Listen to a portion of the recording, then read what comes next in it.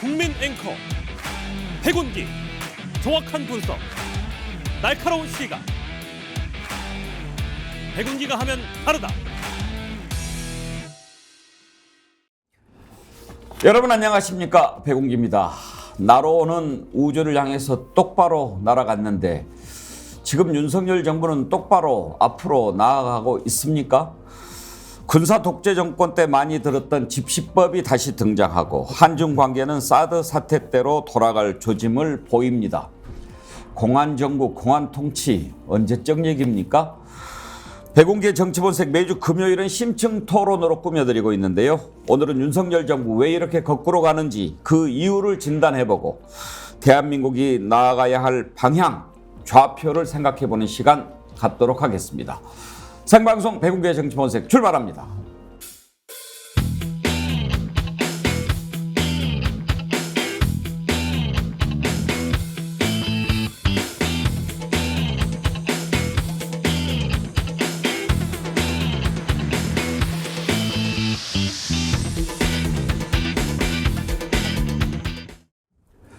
오늘 심층 토론 함께할 네 분 패널 소개하겠습니다. 여론조사의 여왕 이은영 휴먼앤데이터 소장. 네, 안녕하세요. 이은영입니다. 현장 해결사 안진걸 민생경제연구소 소장 나오셨고요. 영광입니다. 감사합니다. 민생경제연구소와 안진걸 TV에서 일하는 안진걸입니다. 원래 그렇게 우리 인사 안 해요. 그냥 나가요. 예, 죄송합니다. 근데 처음이니까 좋습니다. 한 번만 봐주십시오. 안진걸 소장은 다른 프로그램에도 많이 나오죠? 예, 다른 프로그램 나가면 항상 스픽스 홍보를 하고 있는 예, 스픽스 자칭 홍보대사 안진걸이기도 합니다. 얼마 전에는 또 우리 정치본색에 슈퍼챗도 보내주시고 예, 맞습니다. 한 마리의 정어리가 되겠다.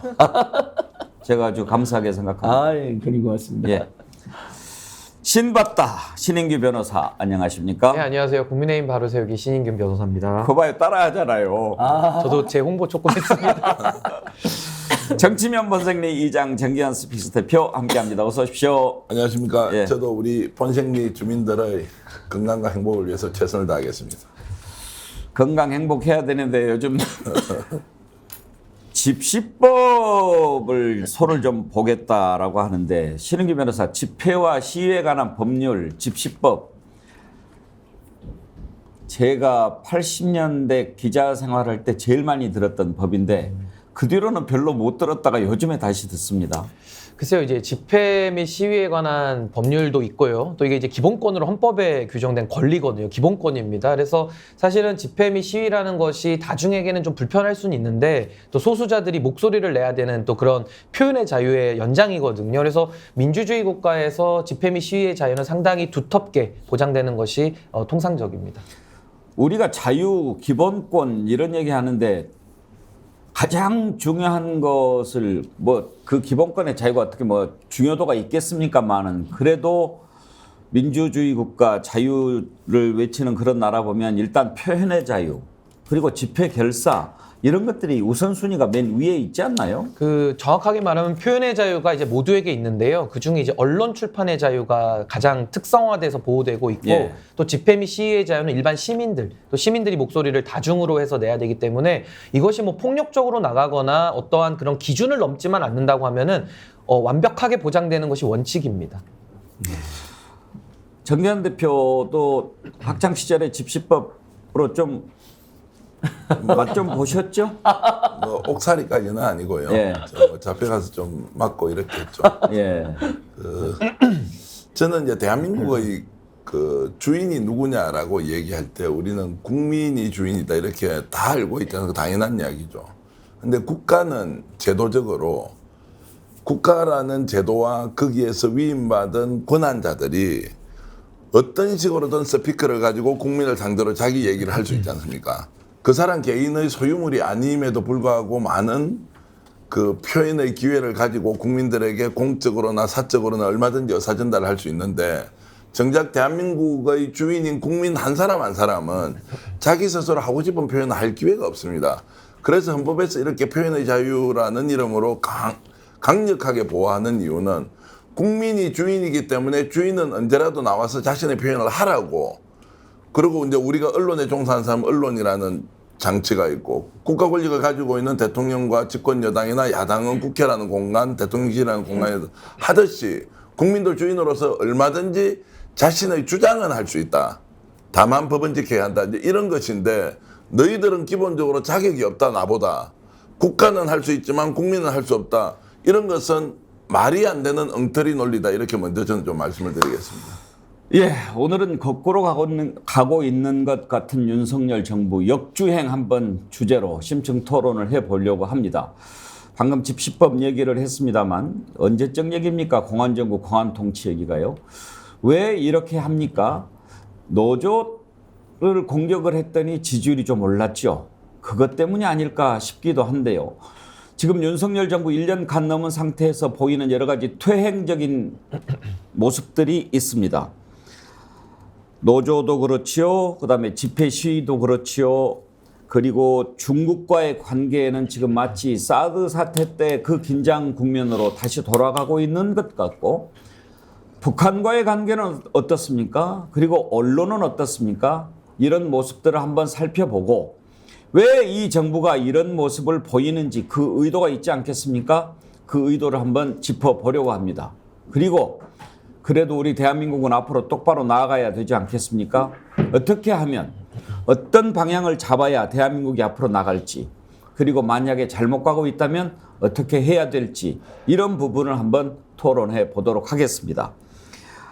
한라사님, 21도 한라사님은 항상 숫자로 마술을 부리시는 분인데 오늘 58,580원 슈퍼챗을 보내주셔서 이건 무슨 뜻일까 했는데, 안진걸 오빠 5858입니다. 안진걸 오빠, 촛불 집회 날개 없는 천사님, 안진걸 소장님 사랑하고 응원합니다. 이렇게 보내주셨는데 21도 한라산이 소주 이름이라서 남자분인 걸로 착각하실 수 있는데 여성분이십니다. 안진걸 오빠. 와. 안진걸 오빠 팬이신가 봐요. 예, 정말 고맙습니다. 한라산 소주 저도 좋아하는데요. 아, 이렇게 우리 정치본색은 제가 이제 팬으로서도 뭐 동시 접속이 뭐 10,000명을 뛰어넘기도 하고 지금도 뭐 5,000여 명 들어오시고 앞으로 10,000명까지 가실 것 같은데. 10,000명은 기본입니다. 예, 그러니까요. 뭐 20,000명, 예. 예, 30,000명까지. 오늘 안진걸 소장 오셨으니까 2만 명. 예, 한번 오늘 제가 한번 잘 이야기해서 예. 한번 올려보겠습니다. 제가 지금 미국 시정헌법 1조를 지금 살펴보고 있습니다. 이게 이제 저도 이제 대학 때 학부 때 법학을 전공해가지고 법학을 전공하면 반드시 미국 시정헌법 1조에 대해서 공부를 하게 돼 있거든요. 그러니까 세계 민주주의 역사에서 가장 위대한 조항으로 뽑힙니다. 미국 시정헌법 1조가. 연방의회는 국교를 정하거나 신앙의 자유를 금지하는 법률을 제정할 수 없으며 언론 출판의 자유를 제한하거나 국민들이 평화적으로 집회할 권리와 불만의 구제를 정부에 청원할 권리를 제한하는 법률을 제정할 수 없다. 그러니까 아예 뭐 우리 헌법은 좀 추상적이잖아요. 뭐 언론 출판 집회 결사의 자유가 있다. 양심의 자유가 있다. 근데 미국은 아예 그 자유를 명시한 다음에 그걸 제한하는 어떠한 법률도 만들 수가 없다라고 딱 못을 박아버린 겁니다. 이게 왜 이런 조항이 생겼을까 고민해 보면 이런 것 같아요. 우리 헌법에서도 언론 출판 집회 자유의 결사의 자유만 뒤에 국가의 사전 허가나 검열을 허용하지 않는다고 되어 있거든요. 다른 자유 조항에는 그런 단서 조항을 붙여놓지 않았습니다. 근데 그만큼 우리가 사는 민주주의 국가에서 국민이 언론하고 출판하고 모이고 집회하는 게 가장 중대한 기본권이기 때문에 그걸 침해하는 어떤 것도 하지 말라는 것이 하나 있고, 두 번째, 사회라는 건 늘 좀 불안전하잖아요. 불안하고. 그러면 정부나 지자체가 나서서 그걸 아주 유능하게 잘 해결해 주면 좋겠지만 그게 쉽지 않다면 국민들이 흔히 말하는 좀 데모도 하고 청원도 해서 그걸로 보완해 나가자는 사회 운영의 원리도 있는 거거든요. 그래서 저는 윤석열 정권에 대해서 뭐 무조건 욕하고 싶지가 않아요. 뭐 회에 나갔을 때 제가 스픽스에서 정말 우리가 정권 비판하지만 정권 비판하는 사람들 입장이 무색해질 정도로 국익을 챙겨갔으면 좋겠다라고 애정어린 당부도 했는데, 다른 건 모르겠는데 헌법상의 노동 3권이나 지시법 같은 거 건드리는 건 이건 당장 뭐 국민들께서 노조나 집회에 대해 조금 짜증내게 하는 거 있으신 것도 있잖아요. 실망스러운 부분. 그건 좀 고쳐야 된다고 생각하거든요. 근데 처음에 지지율 조금 올라간 것 같지만 나중에 반드시 민주주의를 파괴한 정권으로 퇴출 대상이 될 수도 있다는 강력한 경고를 하지 않을 수가 없습니다. 왜 그러는지 그 부분은 조금 이따가 또 짚어보겠습니다만, 안진걸 소장 요즘 주말에 그 집회 계속 나가시죠? 예, 촛불 집회도 계속 나가고 그럼 몇 있고요. 시까지 합니까? 보통 저희는 한 8시쯤에는 이제 끝납니다. 예. 이게 2016년 박근혜 퇴진 비상국민행동 시절에는 9시, 10시까지도 예. 했었었죠. 근데 저희는 가급적이면 어쨌든 경찰이라든지 또 시민들 불편이 있을 수 있기 때문에 경찰력의 어떤 집행에도 부담이 되고 갑자기 집회 딱 끝나고 행진하면 금방 해산합니다. 그러니까 주말 집회는 몇 분 정도 모이세요? 10월, 11월 달 작년에 많이 모일 때는 최대치 뭐 연인원 30만 명, 35만 명도 기록한 적이 있고요. 최근에는 이제 조금 집회가 길어지니까 한 뭐 5만 명. 어디에서 모입니까? 서울시청역 7번 출구에서 숭례문 대로변에서 모입니다. 예. 그렇게 몇만 명이 모이고 그러면 뉴스가 많이 원래 이렇게 많이 집회가 커지면 뉴스가 되잖아요. 근데 네. 뉴스에서는 제가 한 번도 못 본 것 맞습니다. 같은데요. 예. 배웅 앵커님께 잘 지적해 주셨는데요. 사실 애타는 어떤 국민이 정부 청사나 뭐 국회 앞에서 1인시만 해도 그게 뉴스가 나오고 또 그게 맞잖아요. 근데 도대체 우리나라 언론들은 집단적으로 아예 벌써 수개월째 많을 때는 수십만 명이 꼭 뭐 퇴진이나 탄핵을 외쳐서가 중요한 게 아니고 윤석열 정권이 너무 퇴행한다. 바이든을 날리면으로 조작해가지고요. 당시에 바이든으로 들린 사람 다 모이라 그러니까 한 3만 명이 모인 거예요. 이런 건 충분히 뉴스거리가 되잖아요. 근데 거의 뉴스를 내보내 않습니다. 그래서 우리 스픽스 같은 대한 언론에서는 그래도 꾸준히 소개해 주셔서 고맙습니다.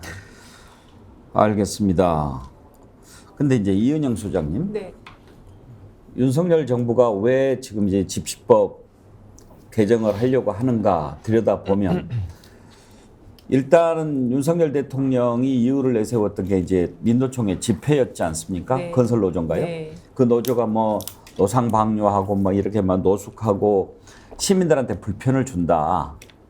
그렇게 해서는 안 되지 않느냐. 다른 사람의 자유도 있어야 하니까. 그래서 이제 하는데 그걸 좀 더 깊이 들여다보면 윤석열 대통령 지지율이 계속 떨어지다가 네. 노동 문제 강조하고 노동 개혁하면서 반등한 적이 있었죠. 그렇죠. 지난해 말에 그랬었죠. 예.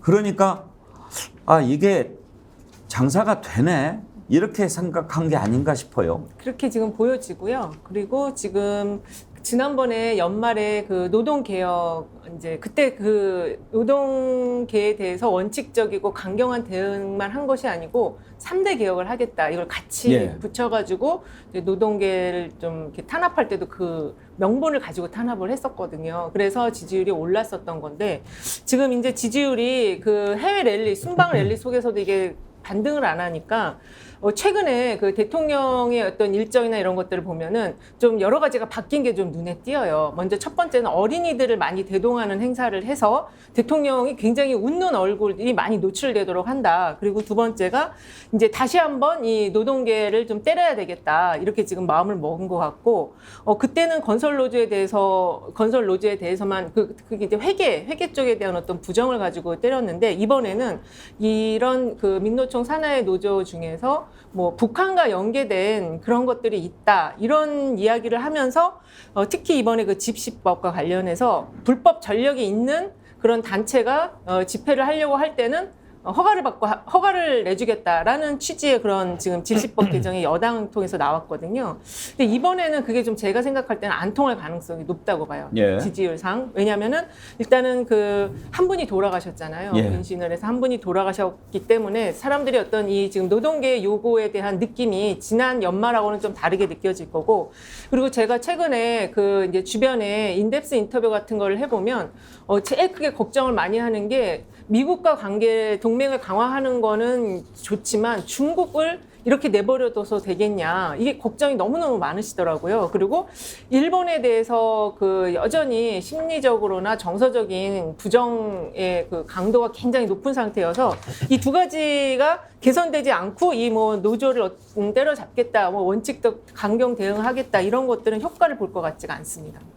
지금 그 양해동 씨, 고 양해동 씨 네. 분신한 것을 아마 상당히 위험한 신호로 이렇게 보고 있을 수도 있겠죠. 네. 그렇게 된다면 또 걷잡을 수 없이 일어날 수도 있으니까요. 윤석열 대통령이 왜 이렇게 노조 쪽에 관심을 두고 집중하는지 한번 들어가 보도록 할 텐데요. 노조 관련해서 윤석열 대통령 했던 발언들을 한번 들어보시죠. 노조 부패도 공직 부패, 기업 부패와 함께 우리 사회에서 척결해야 될 3대 부패의 하나로서 우리가 여기에 대해서 엄격하게 법 집행을 해야 된다고 생각합니다. 노사 법치주의를 확고하게 세울 것이며 불법과는 절대 타협하지 않을 것입니다. 그리고 불법행위 책임은 끝까지 엄정하게 물을 것입니다. 불법과 폭력행위가 판을 치고 있습니다. 모든 행정력을 동원해서 끝까지 추적하고 신속 엄정하게 조치해 주시기 바랍니다. 정부는 조직적으로 불법과 폭력을 행사하는 세력과는 어떤 경우에도 타협하지 않을 것이며 또 건설 현장에서는 강성 기득권 노조가 금품 요구, 채용 강요, 공사 방해와 같은 불법 행위를 공공연하게 자행하고 있습니다. 폭력과 불법을 보고서도 이를 방치한다면 국가라고 할 수 없습니다. 이장님 의견부터 들어볼까요? 지금 윤석열 대통령 발언을 쭉 들어보면 아예 노조는 불법, 폭력 다 이렇게 규정을 하고 있는 것 같습니다. 그래서 이제 더 쉬우게 해놓으면 결국 국민들이 평소에 가지고 있는 노조에 대한 부정적 인식이 부각될 것이고, 아, 법치를 바로 세울 것이다. 이렇게 이제 단면적으로 보면 효과가 나타날 것이라고 봅니다. 근데 제가 이제 지금 불법과 어떤 경우에도 폭력을 방치하지 않겠다 이렇게 하고 기업의 부패, 공기업의 부패, 노조 부패를 동일하게 다루어서 하겠다. 제가 조금 심한 이야기를 하면요. 이분들은 지금 집권 세력, 정치인, 지자체장은 보이지 않는 곳에서 짬짬이 안 합니까? 누구 직장 어디에 구해주지? 지금 공기업 있는데 저 친구 기여도가 높으니까 보내자. 거기 밥 먹고 살아야 되지. 이런 거 하지 않습니까? 어디 이권 사업 있으면 누군가 와서 단체장, 정치인한테 야 이거 좀 봐달라. 내 사업하고 직결되어 있는데 좀 해달라. 이것은 정상적인 행위입니까? 우리 사회의 수준이라는 것이 아직까지는 완벽하게 제대로 무엇이 겸비되어 있지 않고, 두 번째는 각 개인이 가지고 있는 권한이 남용되어서 불법적인 요소가 엄청나게 일어남에도 우리가 일일이 보지 못하고 있는 것입니다. 저는 그것이 투영되어 있는 것이 건설 현장에서 야 대기업은 이렇게 지어서 돈 많이 버는데 우리도 좀 돈 좀 벌어 먹어야 되겠는데 야 우리는 왜 8시간 노동 지켜주지 않느냐, 나도 좀 먹자, 노조에서 나서 싸우니까 돈이 좀 더 나오더라. 이런 행위가 저는 결코 공직사회나 이 지금 건설 현장의 사회가 다르지 않다고 생각합니다. 비슷하게 흘러가고 있는 거예요. 다만 거기에 대해서 짜증스러운 것은 좀 더 많이 보였을 뿐이고, 보이지 않는 곳에서 얼마든지 많은 짬짬이들을 하고 불법 행위를 저는 저지르고 있다고 생각을 합니다. 대표적으로 정치인들이 그럴 것이고 국민으로부터 권한을 위임받은 단체장들이 그럴 텐데, 마치 거기는 깨끗한 것처럼 생각하고 그렇지 않은 부분은 완전히 부패 집단이다. 이렇게 하는 것은 반칙이라고 저는 생각합니다. 최능기 변호사, 보수 쪽에서는 윤석열 대통령 노동개혁에 상당히 좀 지지를 보내고 있는 그런 거죠. 일단은 지금 뭐 보수 진영이라고 하면은 지금 윤석열 대통령의 저런 노조 때리기를 넘어서서 노조 해체 주장까지도 나오고 있거든요. 그래서 저는 참 이게 대한민국의 안타까운 현실인데, 어떤 이야기를 하면은 그 이야기에서 논쟁이 안 멈추고요. 더 극단적인 주장이 힘을 얻는지 이런 걸로 갑니다. 그래서 예를 들면 뭐 여성가족부 폐지 이러면 또 여성 혐오까지 이렇게 이끌어가는지 이런 거랑 비슷한 건데, 지금도 마찬가지입니다. 노조의 불법, 당연히 불법은 엄단해야죠. 그건 검사들이나 법 집행기관에서 조용히 할 일이지, 저렇게 대통령이 국민 앞에 나와서 노조 다 때려잡자 이런 식으로 나갈 수는 없는 거거든요. 그러니까 그 불법을 처리하지 말라는 뜻이 아니라 불법은 불법대로 처리를 하면 될 일이고요. 대통령께서 저 말씀을 저는 안 하시는 게 맞다고 보고 저것을 한동훈 장관 선에서 하면 될 일입니다. 그리고 대통령은 헌법을 준수하고 헌법으로서 국민을 통합할 역할이 있기 때문에 국민의 기본권 헌법 33조 1항에 뭐 나와 있습니까? 노동 3권 보장돼 있거든요. 노동 3권을 어떻게 또 실제로해서 보장할 것인지에 대해서 대통령은 고민하고 노동자들의 처우를 돌보는 일을 하셔야 되는 겁니다. 그런데 저도 민주노총의 기득권 반대하고요. 그거 불법 원단하자는데 대한민국 국민 중에 누가 반대할까요? 근데 그 얘기만 가지고 주구장창 얘기를 하고 있으니까 국민들 시선에서는 노조는 다 나쁜 거야. 다 없어져야 돼. 이런 식으로 지금 사회가 경도되고 있단 말입니다. 저것은 지도자의 언어로서 마땅하지 않다. 대통령의 역할도 아니다. 저는 이렇게 봅니다. 스파픽스 하이님이 이런 글 주셨어요. 민노총이 100% 잘한 게 아닙니다. 그러나 노동자 목소리를 대신해서 싸워야 하고 싸워줄 사람은 필요합니다. 그리고 이들이 있기에 우리도 혜택을 보는 게 분명히 있다고 봅니다. 그런데도 마치 노조를 범죄 집단인 양 낙인 찍고 척결 대상으로 보는 인식이 문제 아니겠습니까? 그런 걸 주셨는데 안진걸 소장 보시기에는 왜 윤 대통령이 노동개혁의 핵심 기조를 노조 압박에 두는 것 같습니다. 네. 일단 기본적으로 얄팍하게는 지지율이 조금 올라가니까 계속 공격할 때에서 지지율 올려보자. 다른 민주주의, 민생, 평화, 경제, 외교, 국방에서 정말 국민의 기대, 또 흔히들 말하는 민주주의적 통합과 협치 같은 거 잘해가지고 지지율을 끌어올릴 생각을 포기하니까 안 되겠다. 노조 때리고 집회 때려가지고 지지율 좀 올리겠다. 이런 얄팍한 수가 하나 있는 것 같고요. 두 번째는 저는 좀 더 좀 실망스러운 게 사실은 정부라는 것은 국민 모두의 정부이고 그러면 약자나 또는 힘없는 사람들의 목소리를 더 반영해줘야 정부의 존재 의의가 있는 것인데 주로는 재벌 대기업 총수들이나 아주 거의 끼고 산다고 할 정도로 자주 만나잖아요. 그리고 사용자 입장만 대변하는 또는 정경련처럼 본인이 수사해서 불법 정경유죄 상징으로 해서 원래 해체가 나왔던 정경련 출신 인사들이 지금 주변에 굉장히 포진되어 있습니다. 그분들은 입만 열면 노조를 부패 세력으로 또 뭐 최저임금처럼 국민들 최소한 생존 보장해 주는 것도 뭐 해체해가지고 100만 원, 150만 원만 줘야 된다 말을 막 그걸 일삼는 분들이 가득한데 주로 그분들한테 둘러싸여가지고 국정을 국민 통합형 중산층을 두텁게 만들어가는 게 아니라 극소수 기득권의 입장을 완전히 강변하고 나머지 국민들은 죽든 말든 이렇게 되는 거죠. 그래서 윤석열 대통령이 미국 좋아하니까 너무 좋아해서 친미 사대주의라는 얘기는 오바마 대통령이 했던 유명한 말이 있습니다. 이분은 대통령인데 미국인이요. 노조에 가입해라. 내가 전 세계를 다녀보니까 노조가 없는 곳에 착취가 있고 수탈이 있더라. 나라면 노조에 가입하겠다. 그래야 미국 국민들이 삶이 나아지고 중산층이 두터워진다는 유명한 연설을 합니다. 사실 윤석열 대통령께 그것까지는 기대는 하지 않는다 하더라도 저는 우리 신인기 변호사님이 정말 우리 이 청년 보수로서 너무 귀한 말씀 하셨는데 대통령께서는 헌법을 준수하게 헌법에 나와 있고 선언도 하셨잖아요. 그럼 진짜 헌법에 나와 있는 노동 3권 그걸 어떻게든 실현할 것인가 그래서 최선을 다해 주셔야 되거든요. 만약에 노조가 마음에 안 드는 부분이 있으면 저는 그 부분에 예를 들면 대통령께서 노동 3권을 우리가 정말 보장적으로 하려고 하는데 일부 대기업 노조나 일부 노조 행태는 문제가 있다라고 지적해서 시민사회에서도 활발히 토론해 달라 그러면 사실 제가 이제 시민단체에 있었잖아요. 오랫동안 저도 참여했을 때 항상 노조 편을 들어준 게 아니었어요. 노동조합 너무 과도한 요구하면 저희도 비판했고 어떤 행태가 국민들이 보기에 눈살 찌푸린다 그러면 그건 지적을 했거든요. 그렇게 자정해 나가면 되는 거거든요. 저 이 부분은 제가 검사 DNA를 하나만 더 지적하고 싶은데요.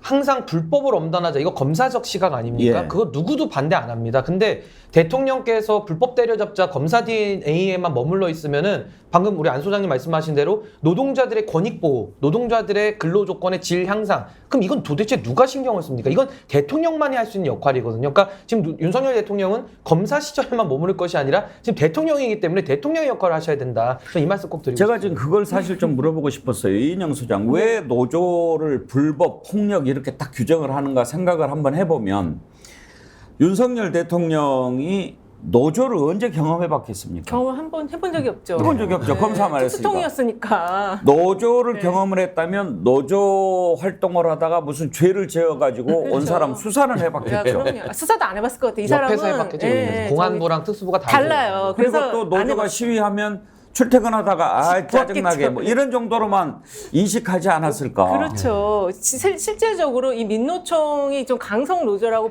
바깥에서 볼 때는 보이지만 노조 가입률을 보세요. 얼마나 되는지. 굉장히 작잖아요. 그리고 이 윤석열 대통령은 아무래도 이제 지금 대통령이 됐으니까 기업들이 말을 안 들을 수가 없어요. 오라면 오고 가라면 가고. 지난번에 그 미국 갔을 때도 기업인들이 이제 뭔가 그 어떤 이제 이 영업을 하기 위해서 따라갔지만 하나도 뭐 이렇게 할 수 있는 자리가 마련도 되지 않았었고 그냥 정말 들러리 섰다는 얘기가 나오는데 그게 이제 공개적으로는 기업인들은 말을 못 하잖아요. 며칠 전에 그 여사님과 같이 행사를 했던 이부진 그분도 어떤 한 큰 기업의 오너거든요. 근데 그런 자리에 나오라 그러면 나갈 수밖에 없는 거예요. 그래서 기본적인 인식 자체가 상당히 뭐라 그럴까 이제 왕 같은 생각을 하고 기업인조차도 그냥 자기 마음대로 부릴 수 있다고 지금 판단하니까 그 노조는 아예 생각도 지금 안 하는 것 같고요. 그리고 지금 최근에 그 간호가족들의 오히려 저는 이 노조보다도 간호가족들을 더 무서워해야 될 것 같아요. 거기 지금 10만 명이 넘게 그 조직적으로 움직이는데 그것도 한번 때려잡아 보세요. 정말로 지금 노조 민노총 하는 것처럼. 제가 좀 보태면 이렇습니다. 정치가 이제 기본적으로 사회적 갈등을 어떤 식으로 해소를 하고 네. 각자 주장한 것들 잘 모아서 그 대화와 타협을 통해서 결론을 좀 도출해 주는 것이 본령이다, 본질이다 이런 말씀 많이 하지 않습니까? 실제로 노조가 현장에서 폭력적 행위를 한다거나 또는 불법 행위를 너무 많이 했다고 대통령이 인지하면 제가 만약에 대통령이라면 이렇게 하겠습니다. 경찰청장을 불러서 절대 바깥으로는 드러내지 말고 불법적 사항은 진짜 용납해서는 안 된다. 그런데 이게 갈등으로 일어나서는 안 되니까 거기에 악질적인 요소들이 있을 것이다. 건설 노조 같은 데는 크레인이나 뭐 파업을 할 수도 있고 하니까 엄중하게 집행을 해라. 그래서 먼저 만나서 못하도록 일단 경고를 하고 할 경우에는 우리 용서 못한다. 나는 좀 빠져 있을게. 원래 경찰이 해야 될 일이 이 일이다. 근데 사회적으로 갈등을 좀 해소시키자. 왜냐하면 우리 근로자 노동자들의 생산성과 그다음에 기업의 효율성 이런 면을 종합적으로 고려했을 때 너무 많은 고비용 갈등 구조가 있으니 이거 좀 해결하자. 경찰청장 당신 믿으니까 한번 좀 해주세요. 그래서 우리나라 제대로 세웁시다. 이렇게 만약 한다고 하면 이 소문이 안 납니까? 현장마다 대기업이 겪는 갈등, 노조 내에서도 제가 들어보면 너무 심한 사람들이 있다는 거예요. 거기에서 정상적으로 노조 활동하는 사람들 오히려 중심이 돼야 되는데 강성이 주도하는 이런 것도 좀 해소를 법이나 제도를 가지고 좀 통제를 해주면 얼마나 좋겠습니까? 그러면 진짜 윤석열 대통령은 드러내지 않고 정말 이런 구석구석의 갈등을 해소도 하면서 법은 지키네. 이 길이 없습니까?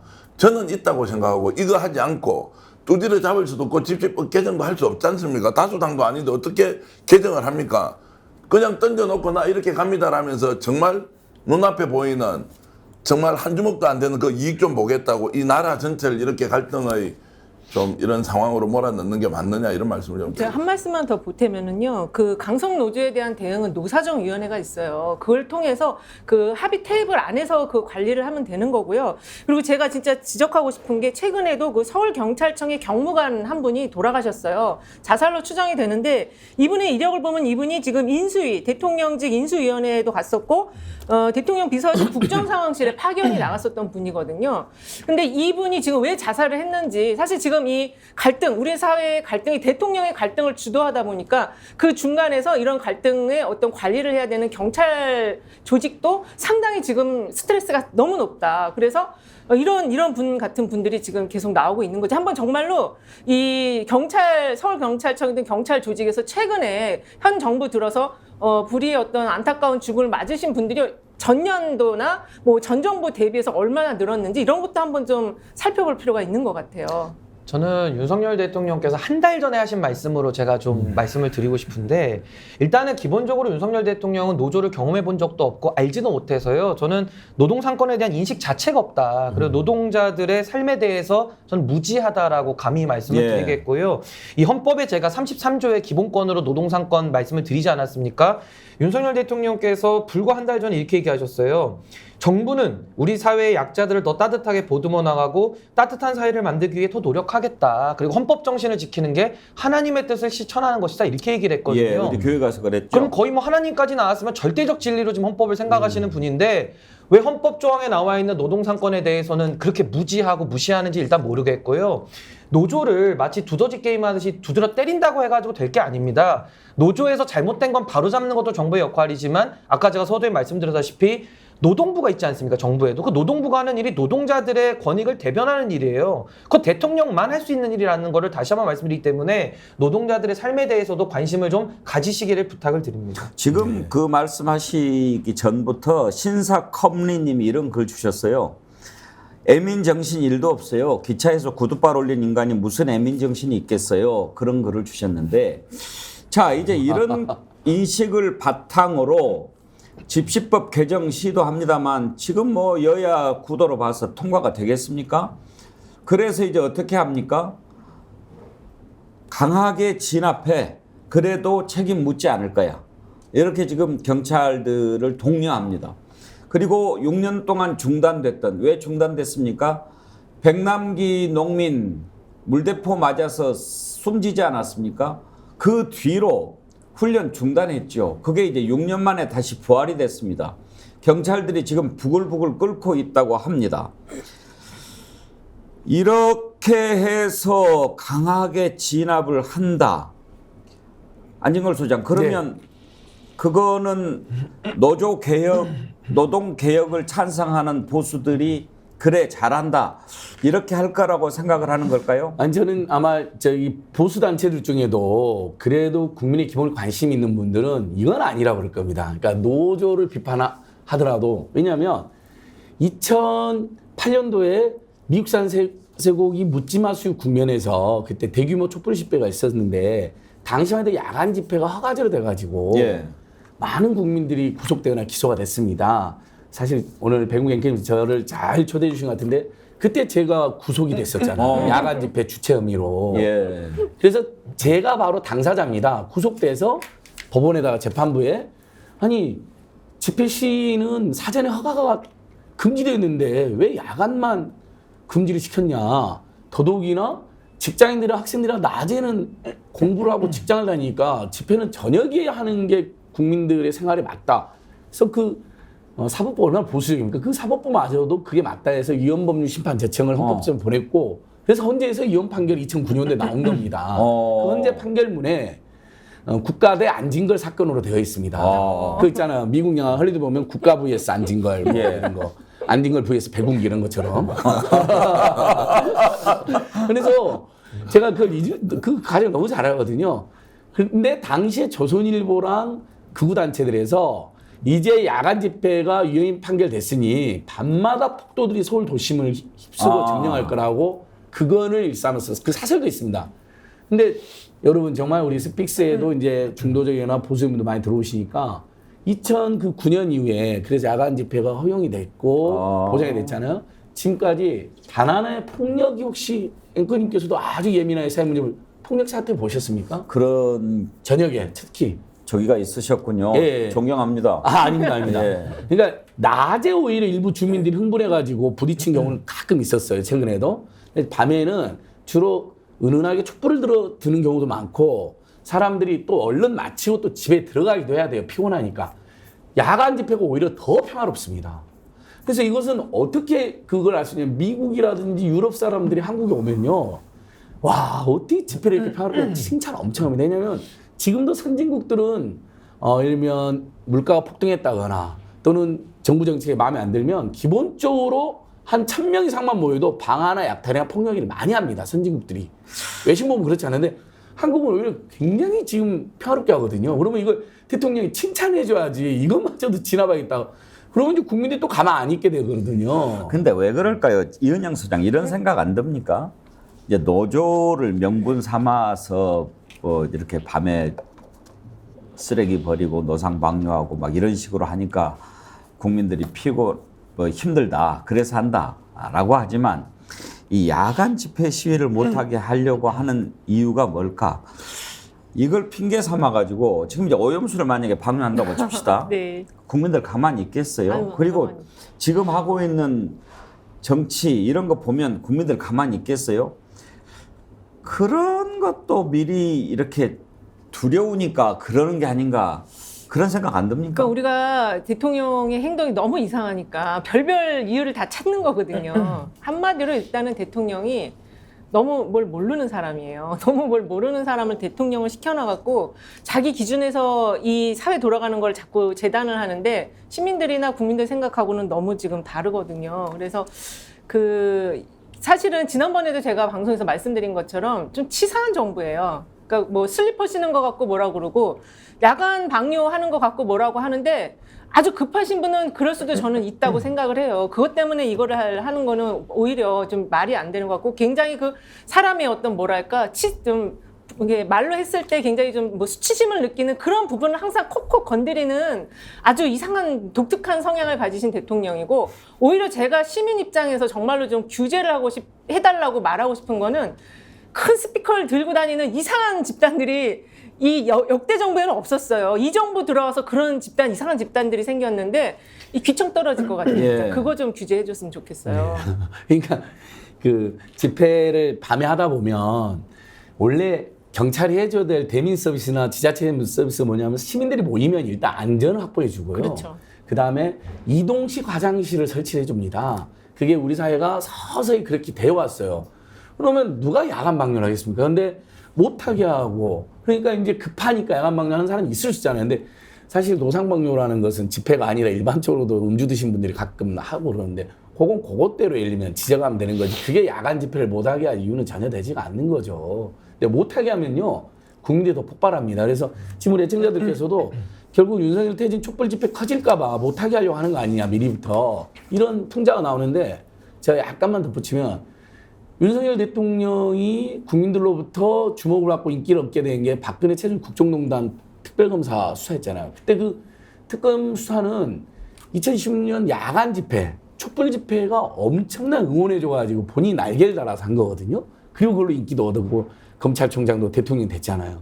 그러면 야간 집회를 고생해서 하는 국민들한테 감사의 마음을 가져야지 오히려 그걸 때려잡겠다? 지금 안진걸 소장 하신 말씀을 JTBC 앵커가 이야기하지 않았습니까? 네, 박성태 앵커도 이야기한 걸 들었습니다. 저희가 이제 언론 관련 부분에서 그 내용을 한번 들어보려고 준비했는데 얘기 나오신 김에 한번 듣고 갑시다. 박성태 앵커가 했던 얘기를 한번 들어보시죠. 예. 네, 지난주 민주노총의 1박 2일 집회.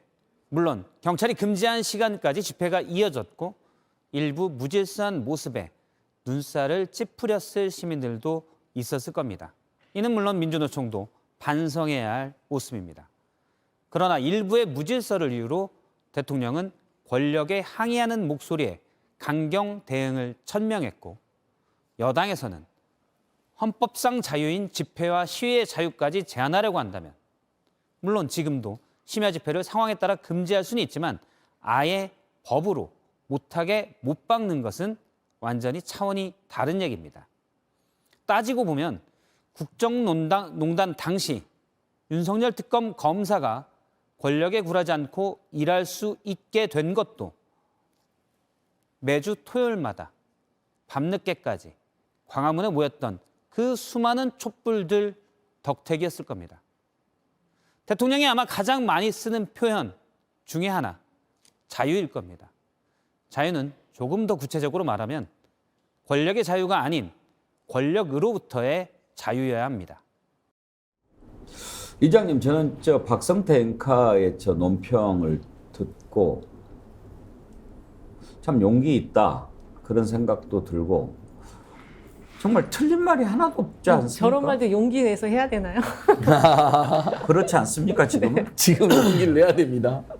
박성태 기자가요, 제가 예전에 식사도 같이 한번 한 적이 있는데 굉장히 합리적이고 정치적 성향보다는 기자들 중에서도 온건인데 조직에서 굉장히 인정하고 좋아하는 유형. 저는 이제 예를 들어서 노조 같은 걸 했으니까 네. 약간 좀 이제 편향된 시각을 경영진 쪽에서 보면 가지고 있을 수 있지 않습니까? 저분은 굉장히 친회사적이고 저널리즘이 가야 되는, 그리고 어느 쪽으로 치우치지 않은 분이라고 제가 알고 있고, 오히려 굳이 따지면 보수 쪽이 좀 더 가까운 이제 정치적 성향인데 저분이 이제 직접 저렇게 얘기를 하는 걸 보면 이거는 정말 지금 현 정권이 검도를 넘어섰다. 이것은 저널리즘의 기본의 원칙으로 반드시 얘기를 해줘야 되는 것이다. 라면서 이제 용기 있게 저렇게 발언한 것으로 생각하고요. 부디 이제 저런 기자들이 어쨌든 어떤 조직에서든 좀 살아 있어야 하고 아닌 건 아닌 것으로 말해야 한다. 대통령이 하고 있는 것은 저는 역주행이라는 이런 표현보다요, 대통령이 사실은 무자비해요. 대통령은 본인이 이 나라 권력을 소유하고 있는 게 아니에요. 국민들이 가진 권한을 위임받아서 5년 동안 국민을 대신해서 국가를 운영하는 것입니다. 저 사람 게 아니라고요. 저 사람 게 아닌데 왜 자기는 자기 눈에 보이는 대로 불법이면 불법이고 단절을 해야 되면 단절을 합니까? 그건 완전 엉터리예요. 그래서 저는 누가 정말 불법적이고 무자비한지는 국민 스스로 판단할 수 있다고 봅니다. 신은기 변호사, 촛불 없이 윤석열 대통령이 있었겠어요? 저는 뭐 박성태 앵커가 굉장히 뼈아픈 부분을 지적을 해서 윤석열 대통령이 저 부분은 뭐 반박을 하지 못하지 않겠습니까? 그리고 제가 아까 뭐 밤의 시위가 위험해서 지금 뭐 막는다 이러는데 역으로요. 탄핵에 대해서 반발해가지고 헌법재판소 앞에서 시위한 적이 있거든요. 소위 말하는 태극기 부대들이었죠. 그러니까 윤석열 대통령을 지금 지지하는 분들입니다. 그분들 낮에 시위해가지고 스피커 떨어져서 몇 분 돌아가시고 그랬거든요. 낮에 해도 위험해요, 원래. 그러니까 낮이든 밤이든이 중요한 게 아니라 경찰은 경찰의 역할을 하면 됩니다. 근데 지금은 국민의 기본권 보장이라는 가치와 불법을 엄단하겠다는 국가의 공권력 두 가지가 다 국가의 의무인 겁니다. 근데 윤석열 대통령은 검사 DNA 때문에 불법 엄단만 외치고 있는 거예요. 그러면 국민의 기본권을 보장할 뭐 노조의 자유라든지 여론의 표현의 자유라든지 뭐 지금 다 마찬가지입니다. 집시의 자유 다 기본권이거든요. 매일 자유를 전 세계적으로 얘기하지 않습니까? 근데 왜 국내에 와서는 자유라고 하는 이 기본권, 그 국민들의 약속, 헌법에 나오는 가치, 하나님의 진리라고 얘기했던 거를 싸그리 무시한단 말이죠. 이 이율배반을 국민들이 지금 소화를 하기가 어렵다. 그래서 저는 윤석열 대통령 만약에 전광훈 목사가 지금 편들어주니까 전광훈 목사가 집시한다고 하면 이런 얘기 했을까요? 전광훈 목사가 밤에 시위하면 이렇게 막았을까요? 자기 편이 하면은 허용해 주는 겁니다. 근데 남의 편이 하면은 억누르는 거거든요. 마치 두더지 때려잡습니다. 전 여론조사도 윤석열 대통령이 30%대 나오면은 표본이 이상하다. 또 중소기업이 77% 찬성 나오면은 아 이거 가지고 나는 힘이 난다. 또 이러거든요. 좀 이런 선택적인 거 자꾸 하시고 기본권에 대해서 이런 침해적으로 나가신다면은 윤석열 대통령은 누구보다 반민주주의자가 되는 것이고 누구보다 반헌법주의자가 되는 겁니다. 게다가 거짓말쟁이까지 되는 거예요. 그 헌법을 얘기하지 말으셨어야 됩니다. 그래서 저는 이런 식의 이율배반적인 지도자의 행태는 국민들의 신뢰를 얻기 매우 어렵다. 이 말씀 꼭 드리고 싶습니다. 오늘 여론조사 전문가 나오셨으니까 그거 네. 궁금해서 한번 여쭤봅시다. 네. 묘하게 네. 윤석열 대통령이 지난번에 여론조사 뭐 과학적이고 뭐 이렇게 하지 않으면 국민을 속이는 거다 네. 이렇게 얘기를 했잖아요. 네. 그 뒤로 올라가. 왜 그래요? 그러니까요. 좀 알아서 긴다고 할까요? 아, 정말 그렇게 아니 저는 저는 뇌피셜입니다. 실제 예. 그렇게 하지는 그렇게 하지는 않고요. 않겠죠? 예, 그렇게는 아니 그런 절대 세간의 안 그런 하죠. 지적이 있었습니다. 있어요. 네, 지적이 그대로 있으니까. 올라가니까. 세무조사 협박을 받았나? 아니 왜냐면 조사 회사들도 업체예요, 기업이에요. 네. 그러니까 은행의 대출이 막힌다거나 갑자기 세금이 많이 나온다거나 이러면 오돌오돌 떨 수가 있죠. 그래서 그러니까 저는요. 네. 아까 요즘에 뭐 저런 말도 용기를 내야 하나요? 이렇게 얘기하셨지만 네. 제도권 언론의 메인 뉴스 앵커가 그 메인 뉴스에서 저런 발언하는 게 참 쉽지 않거든요. 흔치 않잖아요. 우리가 처음 보잖아요. 사실 저런 식으로 얘기하는 거는. 네. 그런데 왜 그랬을까? 지금 집시법 개정을 통해서 집회 시위 자유를 제한하려고 하는 것이 잘못됐다라고 하는 인식도 있지만 언론 현장에 있는 사람이 봤을 때 이거는 어느 정도 용인할 수 있는 수준을 넘었다. 언론의 자유, 표현의 자유에 대해서 느끼는 것도 똑같은 느낌으로 왔기 때문에 저런 목소리를 내지 않았을까 저는 그런 생각이 들더라고요. 어쨌든 저희가 볼 때 대통령과 그 부인 그 두 분은 80년대 사고를 하고 있어요. 우리는 이미 2000년으로 왔는데 그분들은 아직 80년대에 계시다 보니까 근데 대통령이다 보니까 그 어떻게 보면 행정부의 수반이잖아요. 어떤 한마디를 하는 거에 대해서 우리가 그냥 지나갈 수는 또 없거든요. 그러다 보니까 이제 좀 상식적인 것과 어긋난 거를 얘기를 하더라도 이 기업의 오너들이나 이런 사람들은 또 거기에 대해서 신경을 쓸 수밖에 없다 보니까 여러 가지 이런 모습들이 나오는 것 같고요. 그리고 아까 그 중소기업 그 최근 행사에서 77% 나온 거는 제가 아무리 자료를 찾아봐도 이게 누구를 대상으로 한 건지 몇 명을 대상으로 한 건지가 정확하게 나오는 게 없어요. 그건 이렇게 됐어요. 네. 여론조사가 아니에요. 아니죠. 거기 이제 중소기업 중앙회에서 중앙회에서? 뭐 연합회인가 뭐 이렇게 해가지고 대통령하고 자리를 만드는 거예요. 네. 그 자리를 앞두고 2, 3일에 걸쳐서 전국에 거기에 참석하는 아마 기업들일 그러니까 제가 때요. 보기에 경영인 조사가 303군데 기업을 대상으로 그렇죠. 네. 설문을 돌렸어요. 예. 야, 이번에 이런 행사 있는데 우리가 저 설문조사 하나 하자. 지금 대통령의 중소기업 정책 어떻게 생각하냐? 아니 그러면은 지금 거기 행사에 참석하는 기업들이 대통령 참석하는데 그 조사를 낸다고 그러는데 매우 잘못함 하겠어요? 그러니까요. 분위기 그래가지고 망치게. 아주 잘하면 20 몇 프로, 네. 대체로 잘하면 50% 해가지고 77%가 나온 거예요. 그걸 가지고 이게 진정한 지지율이다 이렇게 얘기를 하면 둘 중에 하나입니다. 네. 사기든지 바보든지. 두 가지 단 것 같아요. 제가 볼 예. 때는 두 가지 단 것 같고. 아니 진짜 네. 저는 정말 그게 네. 최근 사건 중에 바이든을 날리면으로 주장한 거에서 제일 충격받은 부분. 그 모든 여론조사에서 약간 수치에 편향이 있지만 보통 여론조사 전문가들이 그 이야기를 하잖아요. 수치는 다르지만 조사 기법이라는 질문에 대해서 그 경향은 맞다. 이러면 떨어지는 경향이나 네. 약간 보합세나 조금 올라가는 경향.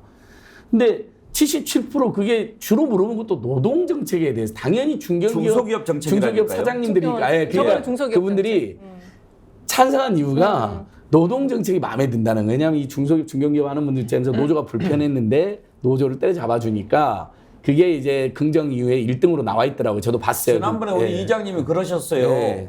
더 쉬운 방법이 있다. 대기업 회장들 불러놓고 조사하면 100% 100% 나오는데. 그렇죠. 100점 그래갖고 나와요. 그 70%가 나온 거 이런 와 근데 어떻게 대통령인 사람이 이게 진짜 지지율이라고 생각한다고? 그러니까 바보 아니면 사기꾼인데 네. 지금 저 지난 23일 날 전경련에서 그 자료가 나온 게 있어요. 6월에 그 기업 경기 동향 조사라는 게 전경련에서 나온 게 있습니다. 그게 매출액 기준으로 600개 기업을 대상으로 조사를 하는데요. 15개월째 지금 향후 경기 전망을 부정적으로 보고 있어요. 15개월째 지금 대기업들이 부정적으로 보고 있는 거예요. 긍정적으로 본 거 딱 한 분야 있어요. 전기 가스 분야. 네, 최근에 그 올랐잖아요. 그러니까 지금 경제 상황이 이렇게 어려운데 대통령이 계속 노조만 때려잡고 있어서야 되겠냐 이거죠. 근데 저는 윤석열 예. 정부가 이 거꾸로 정부 같은데요. 예. 그러니까 지지율이 보통 높을 때 그럴 땐 전광판 안 봐야 됩니다. 더 겸손해야 되기 때문에 저것은 그냥 국민들의 뜻이니까 우리는 안 보고 더 열심히 하겠다 이래야 되고 지지율이 낮을 때는 진짜 전광판 보면서 반성해야 되거든요. 근데 거꾸로 해요. 지지율이 낮을 때는 저거 표본 조작된 거야. 근데 또 지지율이 또 올라가니까 지금 또 그런 말 안 나오잖아요. 아니 77%로 할 게 뭐가 있습니까? 그냥 윤석열 대통령 8촌 이내만 조사 한번 해보세요. 100% 나옵니다. 100%. 그러니까 이게 너무 우스꽝스럽고 코미디스럽기 때문에 정말 지지율이 낮을 때 표본 오류다 이런 게 아니라 더 국민들의 뜻을 겸허히 받아들이고 더 전광판을 보면서 더 낮은 자세로 가야 되는데 완전히 지금 거꾸로 하고 있습니다. 지금 거꾸로. 자, 왜 이러는 줄 알아야 우리가 또 대안을 찾지 않겠습니까? 왜 그럴까? 원래 이 대통령이 문제가 있어서 그럴까? 아니면 주변에 참모가 다 문제가 있어서 그럴까? 이런 것 짚어볼 텐데요. 그 전에 퇴행적인 징후를 보이는 것 한두 가지만 더 생각을 해보고 잠깐 있다가 왜 그런지 살펴보도록 하겠습니다. 자, 우리가 이제 언론의 자유, 또 표현의 자유, 집회 결사의 자유, 시위의 자유 뭐 이런 것들을 막 억압하는 것 살펴봤죠. 이제 외교로 가봅니다. 지금 중국과의 관계가 심상치 않습니다. 네이버 차단하죠. 그리고 정영화 가수 베이징에서 공연하기로 딱 약속하고 도착했는데 못하게 합니다. 지금 이건 시그널이죠. 이제 봐, 너네들 분명히 경고했지 하지 않았습니까? 그래서 이제 뭔가 두려움이 생기는데 이게 언제 때 그랬습니까? 사드 때 그랬습니다. 그건 왜 이렇게 됐습니까?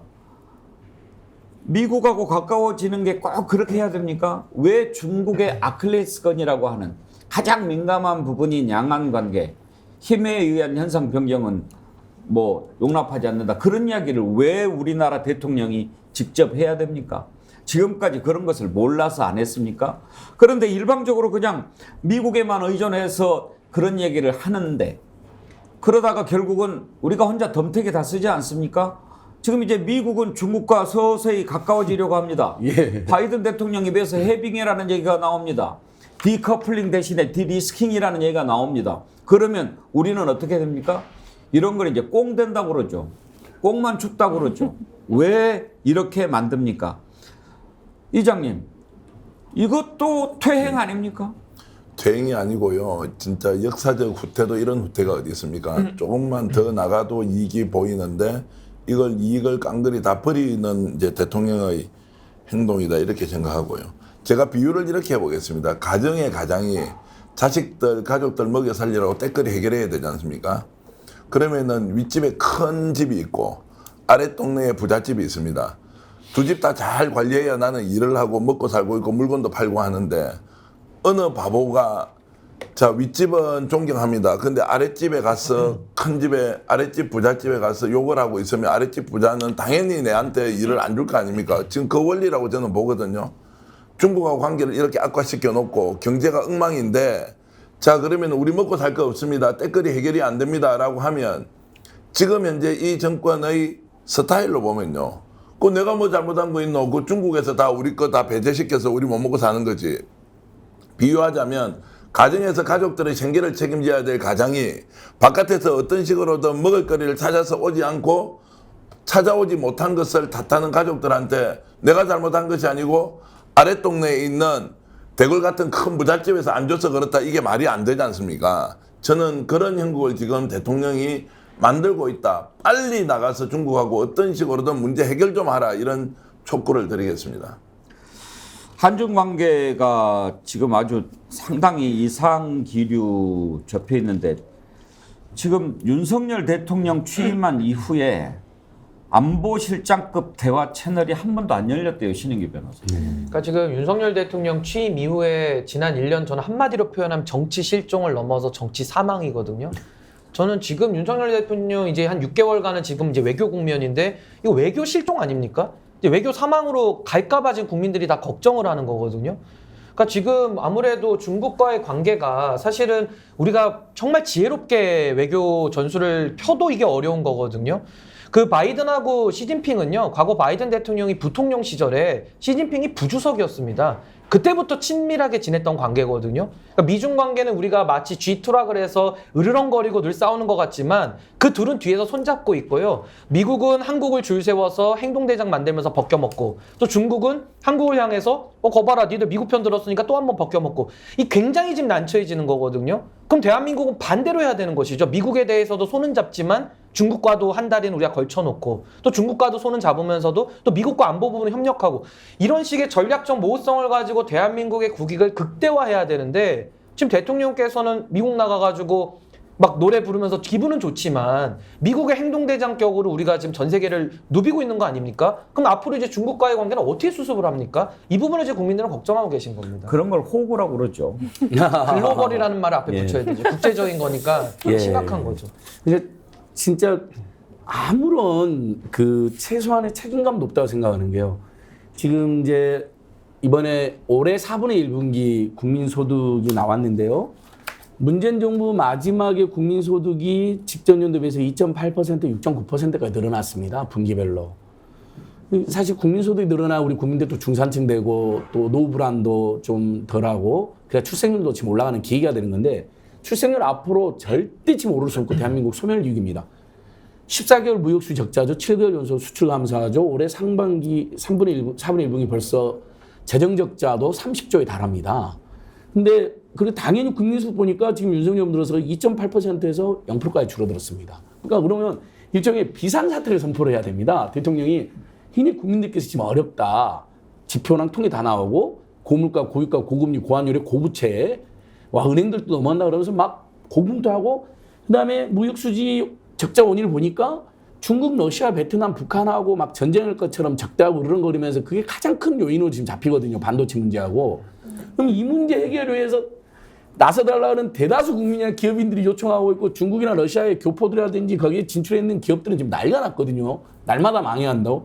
근데 입만 열면 중국과 러시아하고 전쟁이라도 할 것처럼 마치 어떻게 이런 정부가 있을 수 있는지. 저도 하나만 더 추가하자면 지금 퇴행에 대해서 말씀하시니까 뭐 이것도 많이 나왔던 지적입니다만은 사실 노태우 정부가 외교 잘하지 않았습니까? 이 이제 북방 외교라고 해서 예. 중국과 수교도 이끌어냈고 당시에는 뭐 중국 그러면 뿔 달렸다고 생각했을 거 아닙니까? 근데도 적극적으로 해서 우리나라의 활로를 열었는데 보수 정부를 계승하면서 노태우 정부가 했던 그런 것들까지 다 퇴행시키고 다 문을 닫아버리고 전략적 확실성을 통해 비전략적 확실성이죠. 전략적 모호성의 반대니까요. 그러니까 이런 식으로 외교를 해가지고는 대한민국이 앞으로 살아갈 활로가 없습니다. 제가 1년간 저희가 지켜봤는데 외교 안보 기본이 사라졌을 뿐만 아니라 도대체 뭐를 캐치프레이즈로 내거는가 이해가 안 가요. 사실 역대 정부의 기본 정책을 보면요. 노태우 정부는 북방 정책이라고 하죠. 네.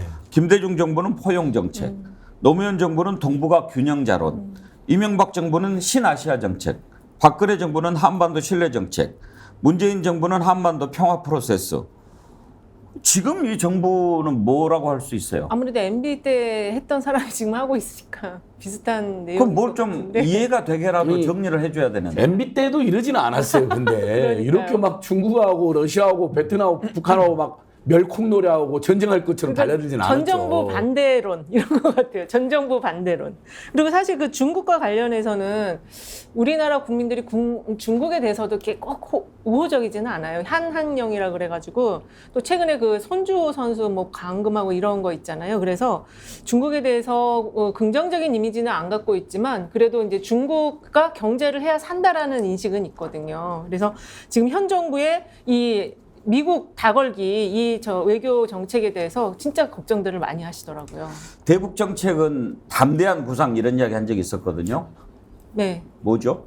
근데 내용은 말 안 하기 뭐 이런 거, 대화 안 하기 뭐 이런 거 같아요. 그냥 뭐 북한과 대화 안 하기. 이 정부의 외교 정책이나 대북 정책은 ABM 정책 이렇게 얘기하면 되겠네요. ABM이 뭔가요? Anything but moon.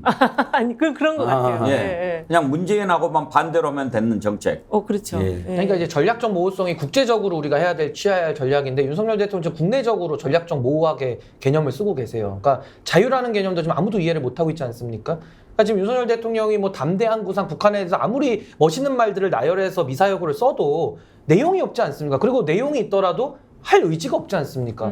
그러니까 이제 대한민국의 외교, 통일, 안보 전략은 상당히 지금 어려운 지경에 처할 수밖에 없는 겁니다. 짧게 예. 덧붙이면 ABM이 맞는 것 같아요. 왜냐하면은 1년이 지났는데도 아직까지 전 정부 탓하는 정부가 진짜 이 정부가 유일하고요. 그다음에 최근에는 1년이 지났는데 1년 안에 거부권을 이렇게 많이 행사하는 정부도 처음 보는 것 같아요. 네. 정책 거부권을 너무 많이 행사해요, 지금. 근데 저는 뭐 ABM을 넘어서서 국내적으로는 민생경제 문제 그리고 방금 말씀드린 외교에서는 정말 실리외교, 균형외교, 북방외교 정말 이건 진보정도 보수할 것 없이 대한민국 정부가 그렇게 해서 우리 한국이 한편으로는 국력이 신장되고 경제 발전하고 국내적으로는 그래도 민생경제 이슈를 어떤 일을 신경 써서 복지도 이만큼 늘어나고 박근혜 전 대통령 생각해보세요. 경제민주화를 내걸었잖아요. 그리고 중국 전승절도 가고 다 그게 국민들 위해서 한 거잖아요.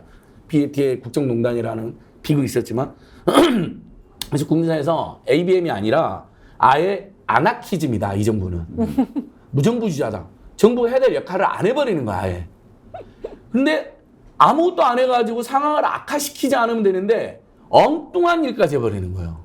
기본적으로 정부가 없는 상태 같은데 엉뚱한 일 해가지고 상황을 악화시키고 있다. 아니, 제 주변, 이게 더 충격적인 제 거죠. 주변에 물어보면은 아나키즘은 좋은 말이에요. 아니, 그러니까 원래 이제 무정부주의는 좋은 말이었죠. 이 정부가 상대적으로 비교하면 이 정부의 관심은 오직 그 부인과 장모가 감옥 안 가는 거에만 모든 올인되어 있다. 저는 이렇게 윤석열 말하더라고요. 정부의 외교 정책을 하나로 표현하자면 전 즉흥 외교라고 봅니다. 그냥 기분 느끼는 대로 하니까 지금 예측이 안 돼요. 저는요, 만약에 한미동맹 강화, 저는 한미동맹 강화를 저는 주장하는데 그랬으면 맨 처음에 펠로시가 왔을 때 만났어야죠. 그때 휴가 간다 그러면서 안 만났거든요. 그러다가 또 이번에는 그 강제동원 전 일본과의 관계에서도 첫 단추를 잘못 꼈다고 보는데 강제동원에 대해서 한국 대법원의 결정까지도 무시하면서 강제동원을 잘못 풀지 않았습니까? 그러니까 지금 첫 단추를 잘못 꼈기 때문에 그다음부터는 다 끌려갈 수밖에 없는 겁니다. 외교면 외교, 내정이면 내정. 도대체 앞으로 반드시 가는 듯한 느낌이 들지 않습니다. 왜 이렇게 됐을까요? 무엇 때문에 그럴까요? 한번 이 부분 생각해 보려고 합니다. 잠깐 전하는 말씀 듣고 이어가죠.